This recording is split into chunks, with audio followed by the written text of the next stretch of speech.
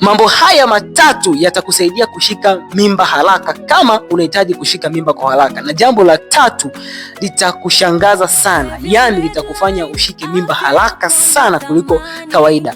Jambo la kwanza ni dalili. Dalili kwa maana ya kwamba mwanamke anakuwa anaonesha dalili zile za kuonesha kwamba yuko tayari kwa ajili ya kushika ujauzito. Hapa hata nyege za mwanamke zinakuwa tofauti na inavyokuwa kawaida, yaani joto la mwili linakuwa juu sana, hamu ya tendo la ndoa inaongezeka, uteute unaongezeka ukeni.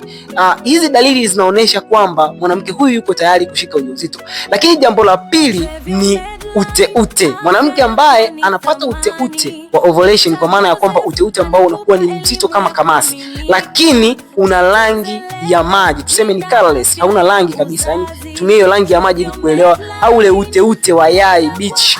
Yes, ukiwa unaona dalili hizi kama mwanaume au kama mwanamke, ukiona dalili hizi, na wewe mwanaume ukiziona dalili hizi kwa mke wako, basi jua hii ndio siku sahihi ya kutumia kushika ujauzito. Na dalili ya tatu au jambo la tatu ambalo litakushangaza na huwa linawasaidia wanawake wengi kushika ujauzito kwa haraka sana ni mzunguko wa mwanamke.